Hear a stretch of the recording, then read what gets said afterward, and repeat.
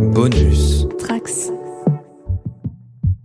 Si les 8e et 9e éditions de Warhammer 40 000 avaient choisi de mettre en avant la silhouette renouvelée des Space Marines en utilisant largement les Primaris en armure MK10 Tacticus comme figure de proue, la 10e revient quelque part en arrière en choisissant un guerrier vêtu d'une armure Terminator en guise de mascotte.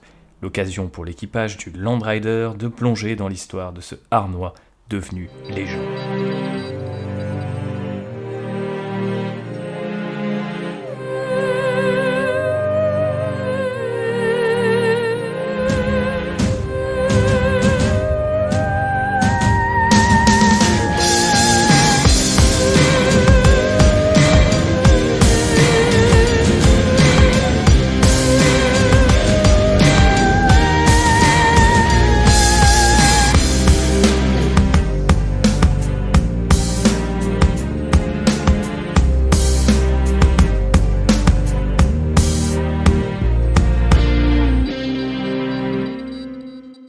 Bonjour à toutes et à tous et bienvenue à bord du Land Rider où aujourd'hui, vous l'aurez compris, on va parler de l'armure Terminator. Alors, qu'est-ce que c'est cette fameuse armure Terminator ? Eh bien, je vous propose tout d'abord de plonger un petit peu dans l'histoire, dans le lore de cette protection effectivement iconique de l'univers de Warhammer 40 000. C'est une armure qui est là depuis longtemps, puisqu'elle est là depuis la Grande Croisade, où d'abord elle a été conçue pour remplacer totalement l'armure énergétique que portent les Space Marines encore aujourd'hui. Donc de ce point de vue-là, ce sera un échec, mais un échec relatif puisqu'il trouvera d'autres utilités. Un détail de lore qui trouve un écho dans la réalité des équipements militaires qui sont parfois reconvertis par rapport à l'intention initiale, et ça c'est plutôt cool. Dans l'idée, l'armure Terminator, c'est donc un dérivé de l'armure énergétique. Elle était plus compliquée à produire, mais pas autant que ce qu'on pourrait considérer comme l'étape suivante, c'est-à-dire le Dreadnought, qui n'est plus tellement un exosquelette comme le sont les armures de Space Marine, mais bien un véhicule à part entière. D'où l'autre nom sous lequel l'armure est aussi connue, puisque c'est le nom armure tactique Dreadnought, célèbre donc armure pour sa résilience et sa capacité de charge, parce qu'elle peut accueillir des armes et des systèmes beaucoup plus lourds et beaucoup plus nombreux. En revanche, elle n'est pas vraiment connue pour sa mobilité, on le voit un petit peu à son look, et cette mobilité est considérablement réduite par rapport à une armure énergétique traditionnelle. L'armure trouva tout de même des utilités durant la Grande Croisade, puis l'hérésie d'Horus, notamment combattre dans les tunnels, les couloirs de vaisseaux, ou tout environnement dépourvu de couverts. C'est aussi une armure extrêmement pratique pour aller frapper directement au cœur du dispositif ennemi, car oui, les armures Terminator possèdent aussi un téléporteur. Résultat, plusieurs légions de Space Marines se mirent à employer massivement l'armure Terminator, à commencer par les Sons of Horus, dont le primarque et futur architraître était un fervent défenseur et d'ailleurs un porteur de cet outil, puisque oui, Horus portait une armure Terminator. Vous le savez si vous connaissez un petit peu le lore de l'hérésie d'Horus, qui sert donc de préquel à Warhammer 40 000. Restons dans le côté préquel en vous présentant différents modèles de l'armure Terminator. Alors il y a tout d'abord l'armure Cataphractii, que les Américains prononcent parfois Cataphracta Eye. Je pense que Cataphractii sonne un peu mieux et un peu plus cohérent par rapport au nom vaguement d'inspiration latine qu'on a dans l'univers de Warhammer 40 000. Mais bref, c'est la première variante connue de l'armure, reconnaissable à ses énormes épaulières qui abritent des générateurs de boucliers additionnels, mais aussi à ses lanières de cuir qui justement rappellent les légionnaires romains, censés, non pas les légionnaires, mais les fameuses lanières de cuir, protéger les joints de cette armure. C'est pour ça qu'effectivement ils tombent à des endroits un petit peu stratégiques. C'est pour la Cataphractii que les premiers systèmes d'armement pour lesquels on connaît aujourd'hui l'armure Terminator, comme les Fulgurants ou Stormbolter si vous préférez le terme anglais, ou les lance-missiles Cyclone furent conçus. C'est aussi sous cette ère que l'armure devient un synonyme de troupe d'élite, comme le montre l'exemple des Tusterines pour les Sons of Horus précédemment mentionnés. Outre la Cataphractii, il y avait également le modèle Tartaros, qui lui est apparu plutôt vers la fin de la Grande Croisade, donc c'est un modèle qui fut permis par les avancées de l'armure énergétique classique, et notamment le modèle MK4 dont elle partage le home, le casque si vous regardez sont à peu près les mêmes. Cette nouvelle variante troque une partie des boucliers de l'armure Terminator contre une mobilité accrue, mais elle ne remplacera pas tout à fait la Cataphractii malgré sa production facilitée à plus grande échelle. Si bien que les deux modèles étaient courants sur la fin de la Grande Croisade, puis durant toute l'hérésie d'Horus, on pouvait rencontrer des cataphractii comme des Tartaros. Et si vous pensez que c'est dur à dire, je vous confirme, c'est dur à dire, donc n'hésitez pas à vous entraîner après ce podcast. Terminons par un dernier modèle, peut-être celui qui est le plus connu, c'est le modèle Indomitus, qu'il ne faut pas confondre avec l'ère actuelle de Warhammer 40 000. Actuellement, l'ère dans laquelle on se trouve, dans le présent, si j'ose dire, de Warhammer 40 000, si une telle chose existe, effectivement, on le qualifie d'ère Indomitus par rapport au nom de la croisade lancée par Roboute Guilliman, Primarque des Ultramarines, qui cherche à réunir l'empire de son père, l'Imperium, divisé en deux. Bon bref, on vous a raconté ça dans d'autres épisodes. Si vous découvrez l'univers de Warhammer 40 000 avec cet épisode-là, n'hésitez pas à aller creuser avec ces différents mots-clés que je viens de vous donner. Mais effectivement, le modèle Indomitus n'a à peu près rien à voir avec l'ère actuelle de Warhammer 40 000 puisqu'il apparaît pendant la Grande Croisade, donc 10 000 ans plus tôt. Simplement, vu que ce modèle était dépourvu de la mobilité accrue du modèle Tartaros, comme de l'incroyable protection du modèle Cataphractii, eh bien, il n'a jamais été adopté par les légions à quelques exceptions près, donc l'exemple des Terminator Gorgon des Iron Hands le montre bien. Finalement, c'est l'hérésie d'Horus qui va précipiter sur le devant de la scène cette armure Indomitus pour remplacer les pertes ou compenser le manque de matériaux. On notera d'ailleurs que les Ultramarines, qui étaient l'une des légions les plus nombreuses, qui possédaient le plus de matériel et le plus d'hommes, utilisèrent largement le modèle Indomitus pour compenser les pertes de la bataille de Calf, qui est racontée dans au moins 2 romans, dont un qui s'appelle justement la bataille de Calf, de l'hérésie d'Horus.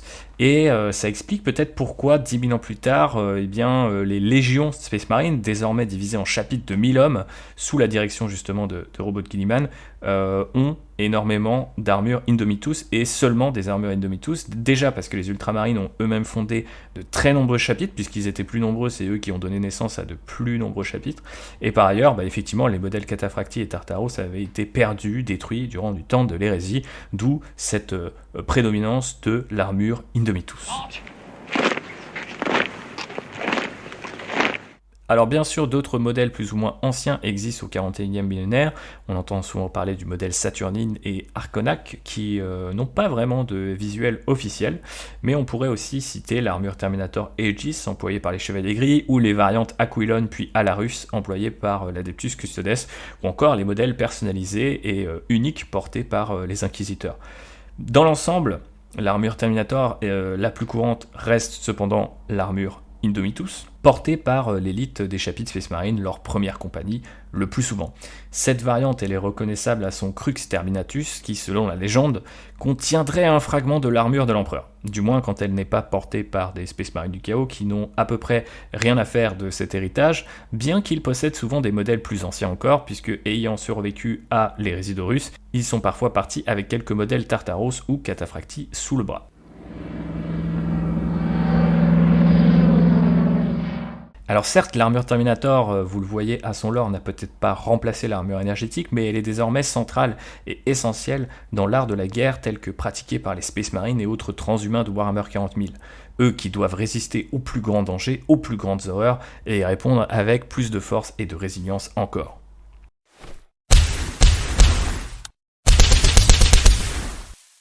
Voilà un petit peu ce qu'on peut dire de l'armure Terminator du point de vue de Warhammer 40 000 au sein de cette galaxie, mais dans d'autres mondes, à n'en pas douter, l'armure Terminator est au moins aussi iconique, si ce n'est plus, c'est vraiment l'un des symboles de ce jeu, mais comment on est arrivé là au juste, c'est un petit peu la question que je me suis posée en travaillant sur cet épisode, et j'ai trouvé quelques pistes.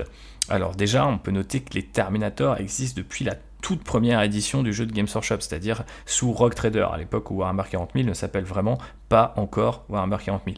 Effectivement, ils ont été publiés dans des petites additions à cette première édition, dans le magazine White Dwarf, et donc ils sont là depuis quasiment 35 ans à l'heure où j'enregistre ce podcast, et ils ont eu le temps de séduire leur petit monde. Ils l'ont fait d'ailleurs, si on en croit quelques statistiques que j'ai pu faire en me rendant un petit peu sur les internets, parce que depuis le début, les Space Marines seuls ont eu le droit à plus d'une trentaine de kits, unités comme personnages portant une armure Terminator. sans même compter les chapitres un petit peu spéciaux, comme par exemple les Dark Angel et les Space Wolf. Donc ça fait du monde, et c'est un petit peu près la même chose du côté Space Marine du Chaos, puisqu'ils en comptent déjà plus d'une quinzaine, donc toute gamme confondue, les Terminators se sont déjà incarnés dans plus d'une cinquantaine de kits à travers l'histoire de Citadel Miniatures. C'est pas mal. Alors bien sûr, les Space Marines, c'est la faction phare, et si on commence à cumuler les chapitres spéciaux, les Space Marines vanille classiques et les Space Marines du Chaos, ça fait beaucoup de kits, mais on voit que parmi ces différentes gammes de figurines, l'armure Terminator est extrêmement populaire. Alors comment on explique ce succès ? J'ai plusieurs pistes à vous proposer. La première, c'est le nom. On peut imaginer effectivement que le nom Terminator a joué. Alors d'où il vient ce nom, sans doute, peut-être a-t-il été emprunté au Terminator de James Cameron. Ce qui est assez amusant, c'est que la silhouette du Terminator se retrouve plutôt du côté des Necrons, comme on en parlait dans un épisode dédié avec Jean-Baptiste. Le guerrier Necron, c'est le look du Terminator, mais le nom a été donné à une armure Space Marine. Alors peut-être que les concepteurs de l'époque se sont peut-être juste référés au mot anglais terminate, soit mettre fin ou résilier en français. D'ailleurs, si on s'amuse à utiliser les conventions de traduction actuelles, on pourrait peut-être les appeler les résiliators ou quelque chose de genre. Mais non, c'est les terminators, et c'est un terme beaucoup plus simple car il envoie un message clair. Le message est d'ailleurs tellement clair qu'il est parfois utilisé dans notre monde. C'est d'ailleurs le surnom d'un char russe, le BMPT par exemple. Donc ça n'a l'air de rien comme ça, mais à l'heure où les unités Space Marine, mais aussi les unités Stormcast, on a parlé des deux dans l'histoire de Land Rider, je vous renvoie à nos épisodes précédents, mais effectivement on a énormément d'unités comme Intercessor, Suppressor, Eliminator ou que sais-je, et c'est la même chose du coup du côté des Age of Sigmar avec les Stormcast. Toutes les unités se terminent avec un suffixe en or, et parfois les noms sont un petit peu interchangeables parce qu'ils ne traduisent pas forcément l'utilité de cette unité sur le champ de bataille. En revanche, les Terminators, même si effectivement ils partagent ce même suffixe, ont le mérite d'avoir un nom qui se passe totalement d'explication. Ils arrivent, ils sont là pour terminer l'adversaire, et on le comprend tout de suite à leur look. En d'autres termes, ils ont la tête de l'emploi. Et puisqu'on parle de tête, parlons de casque, car à mon humble avis, et malgré le succès des kits Cataphractii et Tartaros, qui sont d'abord arrivés en résine chez Forge World, si je dis pas de bêtises, puis en plastique, c'est bien le home de l'armure Indomitus qui a vraiment, à mon sens, ancré les Terminators dans l'imaginaire de Warhammer 40 000.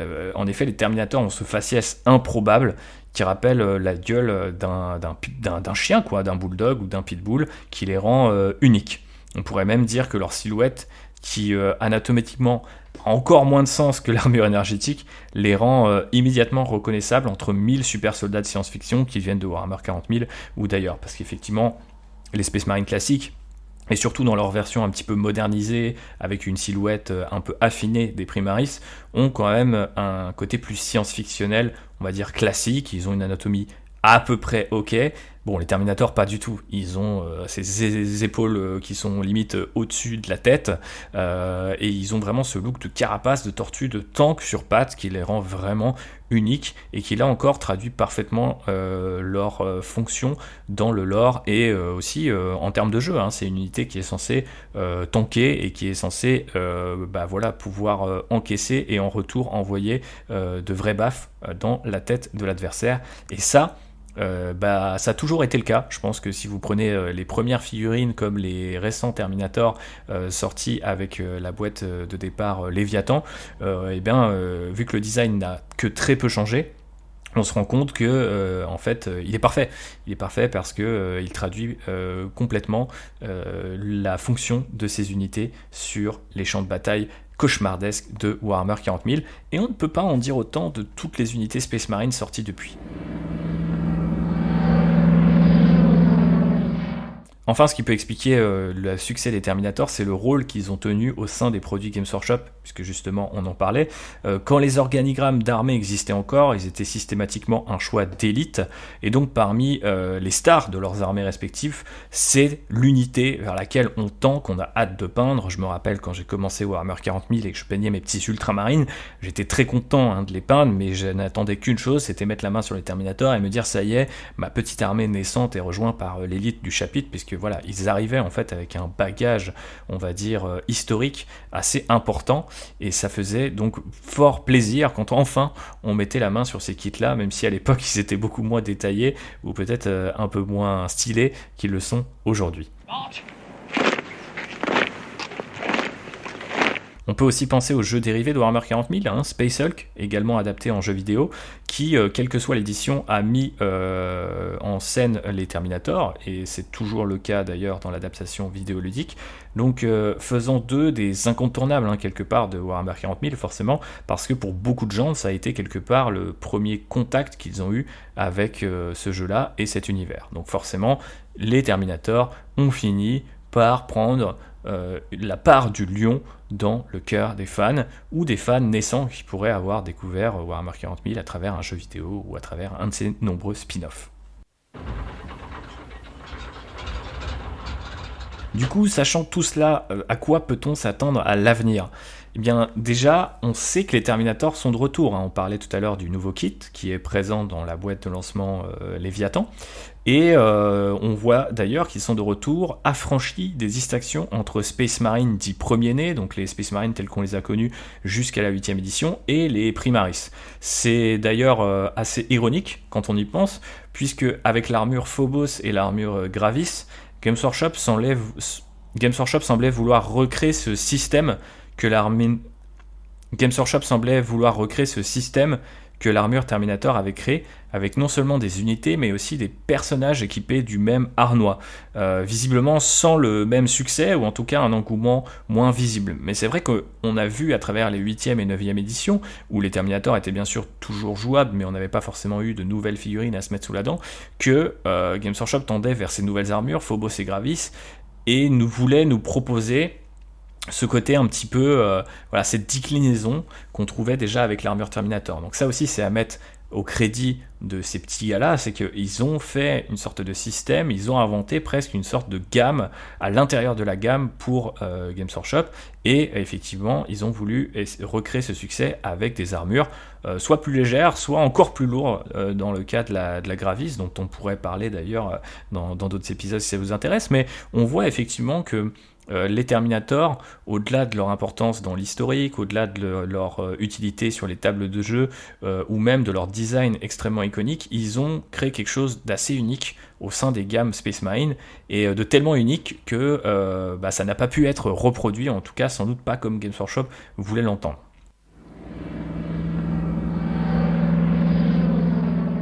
Donc on voit désormais les Space Marine Terminator revenir sans distinction. Est-ce qu'ils sont des Terminator Primaris, Firstborn, Premier-Né, on s'en fout, ils sont des Terminators et c'est tout ce qui compte. Est-ce que c'est parce que Games Workshop finalement reconnaît un petit peu que cette distinction est inutile, ou est-ce un aveu d'échec? Je ne sais pas encore, il est peut-être un petit peu tôt pour le dire, mais c'est assez intéressant de voir que l'armure Terminator est revenue sans aucun design modifié en fait.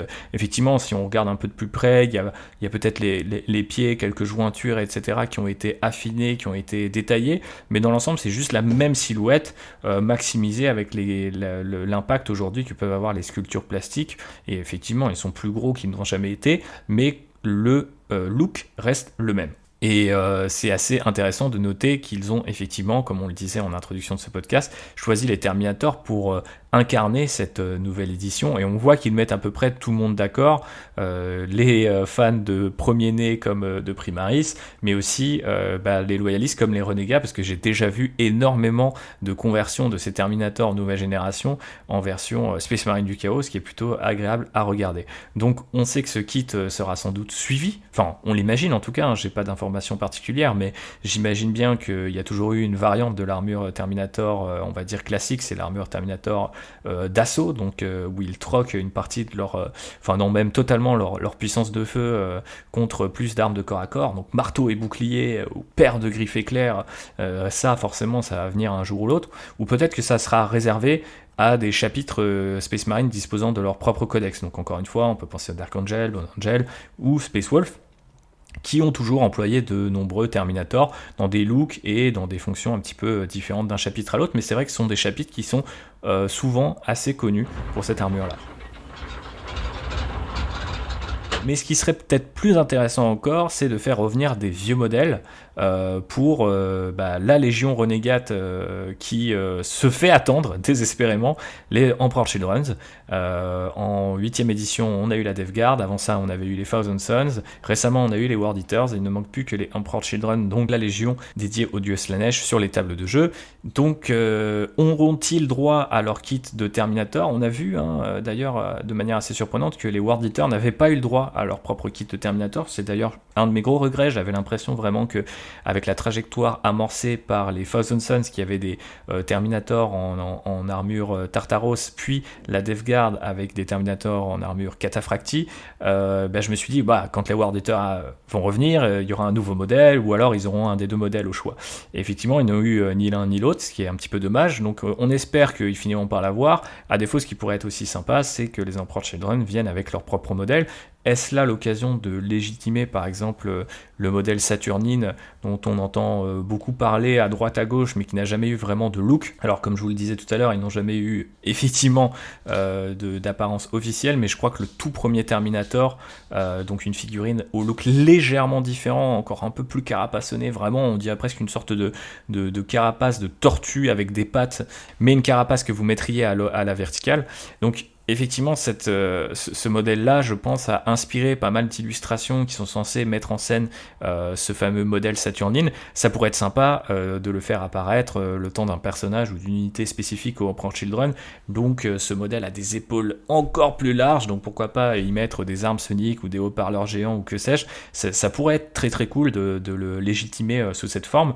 En tout cas, je pense qu'il y a encore pas mal de choses à faire, à la fois du côté loyaliste avec le modèle Indomitus et du côté renégat avec des modèles plus anciens qui peuvent se permettre d'être d'ailleurs un peu plus bizarroïdes parce qu'on peut les imaginer mutés par le warp et par des milliers d'années de combat, et je pense que ça pourrait être très intéressant. Donc à suivre, quoi qu'il en soit, je voulais souligner que vous étiez nombreux à avoir interagi sur ma dernière expérimentation en date, à savoir les stories Instagram. Et oui, je suis un petit peu en retard sur tout ce qui se fait sur les réseaux sociaux, mais dans l'une d'elles, je vous demandais quelles sont vos unités et personnages Terminator préférés. Et je tenais à vous remercier parce que vous avez été nombreux à y répondre, et je voulais bien sûr partager les résultats avec vous dans ce nouvel épisode. Alors côté unité, ce sont les Terminators du Chaos qui étaient largement devant, sans même que j'ai à compter les unités spécifiques à la Death Guard, parce qu'effectivement la Death Guard, ils ont les Terminators rouillarques, donc c'est leur unité de Terminator, on va dire un petit peu de base. Le terme ne leur rend pas justice parce que c'est vraiment un kit qui est super et qui a vraiment un look d'enfer sur les étagères comme sur les tables de jeu, parce qu'ils sont vraiment très cool à jouer. Et ils ont aussi les Terminators du linceul qui ont un nom et un look extrêmement stylé eux aussi. Je crois qu'à l'origine c'était un peu apparu dans les Resident Russe et dans les bouquins notamment comme on va dire la garde attitrée de Mortarion, leur primarque, et voilà, ils ont fini par arriver sur les tables du jeu avec leurs immenses faux. Donc je les trouve vraiment superbes et vous étiez nombreux à être d'accord avec moi, mais même sans les compter, les Terminators du Chaos étaient largement devant. Alors je n'explique pas ce succès des Terminators du Chaos, peut-être que avec leur défense, leur pique dans tous les sens et leurs armes encore plus brutales comme l'autocanon Reaper, autocanon Reaper, autocanon Avoc, je ne sais plus, vous me corrigerez, mais effectivement peut-être que ça vous a pas mal inspiré. Donc ils étaient en tête. Derrière on avait bien sûr la Deathwing des Dark Angel, forcément, donc il y a eu un kit, je crois que c'était sous la V6 ou sous la V7, peut-être V6 plutôt, qui permettait d'assembler d'ailleurs plusieurs variantes, notamment les chevaliers de la Deathwing et puis une version escouade de commandement, des kits vraiment superbes, très détaillés avec beaucoup d'options, et qui rendaient enfin justice effectivement à cet historique des Dark Angel qui entretiennent une compagnie entière de Terminator, la Deathwing, chargée d'éliminer ou de capturer les traîtres, les déchus, même si récemment certains ont été pardonnés, historiquement en fait effectivement des renégats de leur propre légion. Après les Terminators du Chaos et les Dark Angel, on avait quelque chose de très spécifique mais qui m'a fait beaucoup rire, c'était les Terminators d'assaut, dont on parlait tout à l'heure, donc la version corps à corps, mais en Black Templar. Donc vous avez été nombreux à me dire Terminator d'assaut, Black Templar, qui sortent de la rampe d'un Land Raider Crusader, donc qui pendant un temps était le Land Raider spécifique au Black Templar, et une partie de moi pense vraiment que ça aurait dû rester comme ça, et c'est vrai que c'est une vision totalement 3e édition de la chose, mais vraiment j'adore ça, j'adore la nostalgie que ce souvenir m'évoque. Effectivement, ces 5 Terminators sortant de leur rampe, tout marteau ou griffe dehors, prêts à exploser des orques sur Armageddon ou que sais-je. Franchement, c'était un super... c'est une imagerie complètement folle, et je peux comprendre pourquoi vous étiez nombreux à la citer. J'espère d'ailleurs que avec ce nouveau kit de Terminator, on le voit déjà un petit peu apparaître, mais je pense que ça va continuer à fleurir là sur les mois à venir. J'espère qu'on va vraiment voir des Terminators en version Black Templar plutôt cool. Je sais que des gens s'amusent à découper les torses avec des tabards qu'on trouve sur les armures Space Marine classiques et à les mettre sur les Terminators. Ils faisaient déjà ça du temps du premier et jusqu'à la V9 unique Codex Black Templar. Donc vraiment cette tradition perdure et ça me fait plaisir. Donc effectivement au bout du podium, en 3e position, on avait ce truc complètement sorti de la 3e édition, mais qui semble avoir perduré depuis. Et donc, rien que pour ça, respect à nos amis les Black Templars. Et pour ce qui est des personnages, le chaos l'emporte une nouvelle fois. Alors je vous promets que je suis resté impartial, mais c'est bien sûr Abaddon qui est resté au sommet tout au long de la story, suivi de Typhus et de 2 personnages Space Wolves au coude à coude. Comme ça, on ne pourra pas dire que je suis un vendu, à savoir Logan Grimnar d'une part et Arja Croakfist de l'autre. Donc Logan Grimnar, faut-il encore le présenter, c'est le maître de chapitre des Space Wolves, qui se balade parfois sur un traîneau, ce qui lui vaut d'ailleurs le surnom de Père Noël, et effectivement il a toujours porté cette armure Terminator assez impressionnante. Et Arja Croakfist est un personnage un peu plus récent, qui je crois est arrivé sous la 5e édition, à une époque où tous les codex, et particulièrement les codex Space Marine, étaient ultra riches en personnages spéciaux, et donc Arja Croakfist c'est vraiment un personnage qui évoque Thor, puisqu'il a littéralement une sorte de Mjolnir qu'il peut lancer sur l'adversaire. Donc effectivement, les Space Wolves ont fait une petite percée au final dans ces stories et sur le podium, ce qui m'a beaucoup amusé, puisque je suis quand même plutôt client de la Black Legion avec Abaddon et de la Death Guard avec Typhus, ce sont 2 figurines d'ailleurs que je possède, mais c'était plutôt cool de voir les Space Wolves arriver pour essayer de leur casser la trogne sur ce podium. Bref, voilà pour ce nouvel épisode au format Cyclope. Je suis tout seul, donc ça va un peu plus vite, mais je voulais être un peu plus proche pour celui-là du format habituel que j'enregistre avec JB, puisque l'idée est d'expérimenter cet été. Donc voilà, je me suis peut-être un petit peu rapproché de ce que vous avez l'habitude d'entendre, avec une partie lore et une partie figurine. Par contre, on m'a remonté que la partie hobby qui traditionnellement conclut nos épisodes avait un peu manqué dans les épisodes précédents. Donc je vais vous raconter ce que j'ai peint, lu et joué depuis la dernière fois, enfin même depuis un bout de temps, parce qu'effectivement j'avais pas fait de point hobby. Et bien côté peinture, je suis toujours sur la boîte Casdia Stens qui était sortie en fin d'année dernière. J'en vois le bout, mais je prends toujours un max de plaisir. C'est quand même plus de 25 figurines, puisqu'il y avait aussi les 2 batteries d'artillerie qui elles-mêmes contiennent 3 gardes et leurs différents canons, et une sentinelle que j'ai pas encore faite à l'heure où j'enregistre, mais effectivement énormément de plaisir, parce que ces figurines sont extrêmement détaillées, beaucoup plus fines, beaucoup plus dynamiques, et elles ont tout simplement beaucoup plus de personnalité que les gardes impériaux n'en ont jamais eu, avec toujours cette adaptabilité qui est assez intéressante, que ça soit à travers les modèles de fusils laser qui sont présentés dans le kit, parce qu'ils ne portent pas tous le même. Bien sûr, vous pouvez échanger les têtes très facilement avec d'autres gammes de Games Workshop, mais aussi des gammes third party qui peuvent exister sur internet. Donc on retrouve un petit peu ce plaisir assez propre à la garde impériale de pouvoir personnaliser ses troupes, et notamment ses troupes de base avec simplicité. Vous pouvez même aller très loin, mais honnêtement je trouve ce kit de Cadien vraiment bien foutu. Même quand il est utilisé tel quel, la grappe contient énormément de têtes et de trucs ultra plaisants. Il y a des petits mecs avec casquettes qui fument une clope, ils ont des petits couteaux suisses, il y en a qui attachent des mugs sur leur sac à dos, des cordes, des outils pour, vous savez, couper les barbelés, les choses comme ça. Donc il y a vraiment beaucoup de personnalités qui se dégagent de ces figurines-là, ce qui est quelque part assez triste parce qu'on a tendance à les enlever très rapidement sur la table. Ça m'emmène d'ailleurs au fait que j'ai déjà joué, je crois, 6 ou 7 parties de Warhammer 40 000 pour cette 10e édition qui commence assez fort. Bon, c'est l'avantage d'être maintenant dans un appartement un peu plus grand et de pouvoir être dans une ville aussi où les gens ont l'occasion de pouvoir arbitrer et abriter des différentes parties.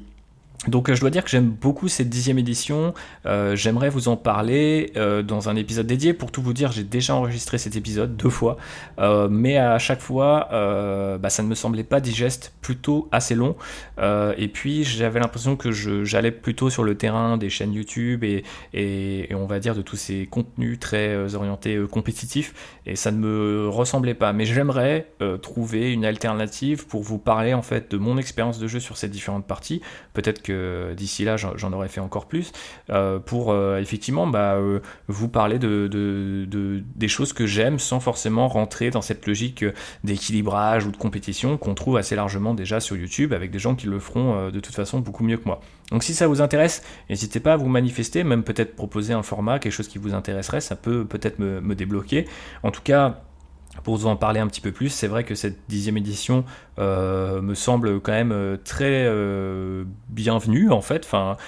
J'ai vraiment l'impression que ça soit en amont avec un list building très simplifié, qu'en aval avec un peu plus d'interaction sur les tours, etc. On a quelque chose qui se joue assez simplement et de manière assez fluide. Après, très clairement, j'ai un petit cercle de joueurs et on constate quand même qu'il y a une disparité assez énorme entre les différents index, donc ces espèces de codex un petit peu gratuits qu'on a eu en 10e édition, mais ils sont gratuits, ils nous permettent de jouer toutes nos collections, ils amènent des nouvelles dynamiques, notamment autour des personnages et des véhicules, donc ça me plaît beaucoup, et c'est vrai que ça m'a vraiment motivé à pousser dans la direction de la garde impériale, notamment puisque je suis bien lancé avec Cadia Stens, mais c'est vrai qu'après 25 Cadiens à pied, je me ferais bien un petit véhicule ou deux. Donc c'est sans doute ce qui m'attend pour le reste de l'été. C'est vrai aussi que j'aimerais bien attaquer les décors que j'ai construits là tout récemment, 1 ou 2 jours avant d'enregistrer ce podcast, parce qu'effectivement à force d'enchaîner les games on se dit tiens ça serait l'occasion de varier un petit peu les plaisirs avec des décors un petit peu différents de temps en temps, à la fois pour le jeu parce que c'est vrai que les différents couverts s'obtiennent très facilement en 10e édition, mais c'est aussi surtout pour le look et pouvoir un petit peu vraiment proposer des batailles cinématiques. Après tout c'est un peu le Graal du Wargamer. On a tendance à l'oublier parce qu'on voit des tables complètement folles sur les internets de nos jours, mais c'est vrai que c'est quand même un petit truc, un petit plaisir personnel et on va dire une étape clé dans la vie d'un Wargamer que je n'ai pas encore atteint, mais ça ne saurait tarder puisque les décors sont montés. Côté lecture, j'ai pas été trop dans Warhammer 40 000 ces derniers temps, donc ça va s'arrêter là. Ça a été surtout les index des différentes factions, à la fois ceux qui me concernent, mais aussi les autres, parce que l'avantage de tout avoir gratuitement quasiment le même jour, c'est de pouvoir un petit peu ce qui se fait chez les autres, et dans les factions soit concurrentes ou qui nous ont toujours fait rêver. Donc ça c'est aussi très plaisant. Je ne suis pas sûr que ça dure parce que à mesure que les codex arriveront et que Games Workshop va renforcer ses différents paywalls sur l'application Warhammer 40 000 notamment, tout ça va disparaître, mais tant que vous pouvez encore en profiter, je vous invite à le faire. C'est vraiment un super moment qu'on est en train de vivre là en début d'édition, malgré ces disparités. Donc n'hésitez pas à vous lancer, à faire vos premières games et à me dire aussi ce que vous en pensez, pour qu'on puisse éventuellement en parler dans un épisode ou un autre. J'ai déjà d'ailleurs l'idée d'un épisode complètement différent de ce qu'on vient de faire là et complètement différent de ce qu'on pourrait faire avec la 10e édition, qui serait essentiellement dédié à la façon dont on peut écrire son propre lore, en essayant de vous conseiller et de vous guider là-dessus. Donc là encore une fois, si vous appréciez cette idée ou qu'elle vous intéresse, n'hésitez pas à vous manifester. Mais on verra ce que l'été et le format Cyclope nous réservent. D'ici là, portez-vous bien. N'oubliez pas de partager cet épisode. Vraiment, je me permets d'insister, mais c'est hyper important d'avoir vos retours sur les réseaux sociaux. Même un petit RT des familles peut vraiment changer beaucoup de choses sur Twitter, ou X, devrait-on dire de nos jours. Donc voilà, tout ce que vous pouvez faire, on le prend. Et plein de hobbies pour ce mois d'août qui s'annonce. Je vous dis à très vite. Ciao.